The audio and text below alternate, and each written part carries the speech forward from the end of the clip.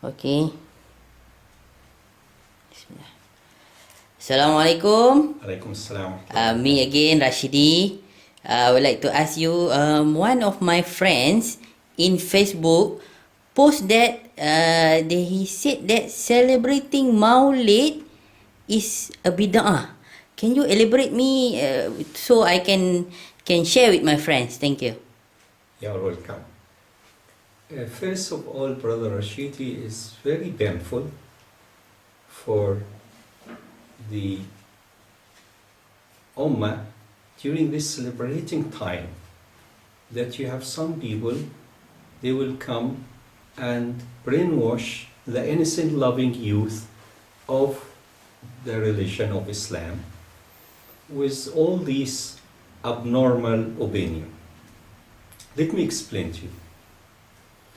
The Christian, they have like Christmas days, regardless what it is, they celebrate that they go for marketplace, malls, having all kind of good time.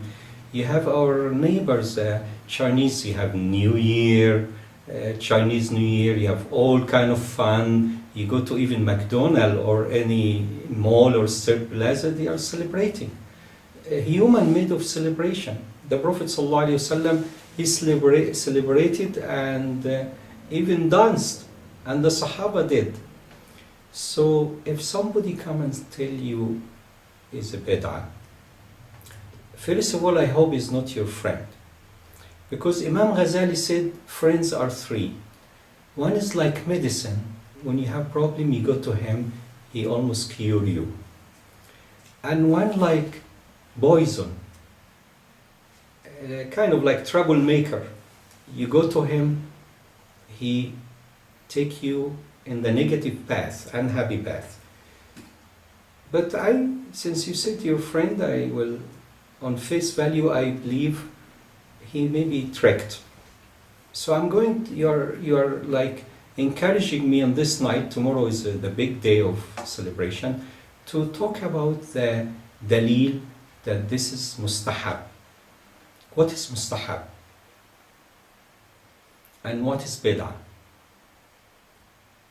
We are going to elaborate. As you know, I like to describe things at length and at depth. I fine grain it and analyze it and use also the common sense and same time the Sharia. So if we are talking about, there is something called the 5 ahkam, the 5 ways of ruling. They say anybody before he does anything, he should find out the rules of Allah, kind of like instruction of Allah and His Prophet in it. Is this haram, like wine and pork, eating pork, consuming? Is it obligation, like prayer and going to Hajj? Is it dislikable, like you do like this and crack your fingers in the masjid? It's kind of dislikable. It is advisable, likable, something is likable to do, like the Mawlid, or it is natural, it is even handed, you can do it or you don't know, do it is okay. Even the mustahab, if you don't do it is okay, but you will lose some of the reward, since if it is muhab, it's better to have it in your credit. Now if you go back to people who say it is bid'ah, their problem is misunderstanding of what is bid'ah. First of all, if you ask the guy who will tell you is bid'ah, what is your qualification? He will show you no qualification. For example, he's not the mufti, he's not the imam of a mosque, he's not anything more than maybe a layman or specialized in some kind of dunya, and he maybe read an article or two. So he come and say bid'ah, and every bid'ah is error, and every error in fire, it means it's honor and fire. First of Islam, people don't get in a fire, okay?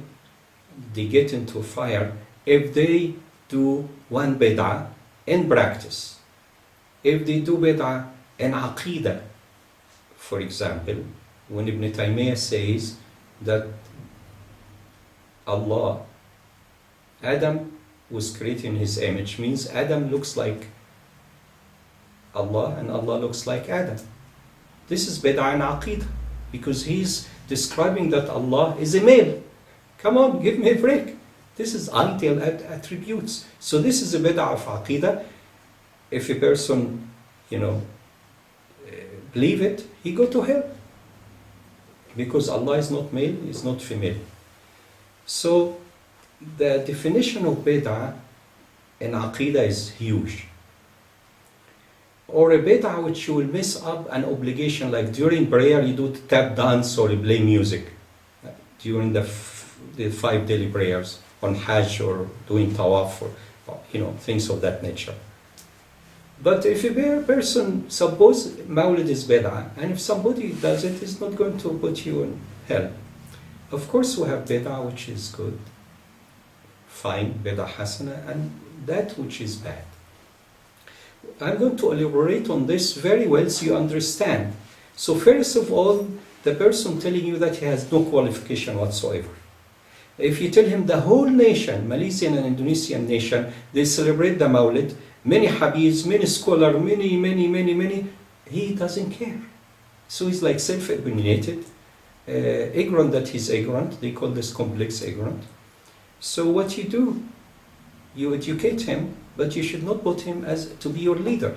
So you warn him, brother, this is not your turf, you are in the wrong area here. You don't know what you are talking about. As a matter of fact, yesterday I went to a guy in a Facebook, and he said, where blah blah blah, and he quoted some Wahhabi scholars. So he said, no dalil. I told him I have 37 dalil. And what is your qualification? You know what he did? He deleted everything and banned me from his Facebook. So if you can't stand the heat, get out of the kitchen. I have my picture as you see it in my name, and he didn't stand it at all. So is this the freedom of speech? Is this the democracy? Is this a nice neighboring debate to find the truth? So anyhow, so I realized that he is just showing off, and he's trying, maybe he's paid by a third party, God knows what's going on.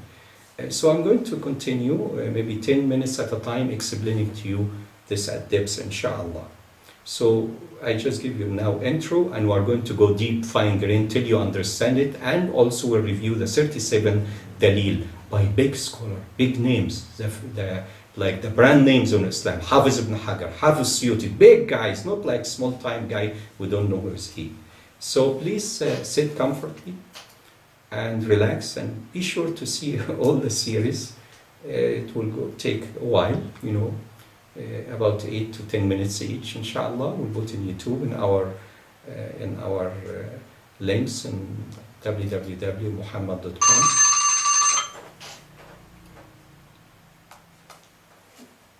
We can get. Yeah.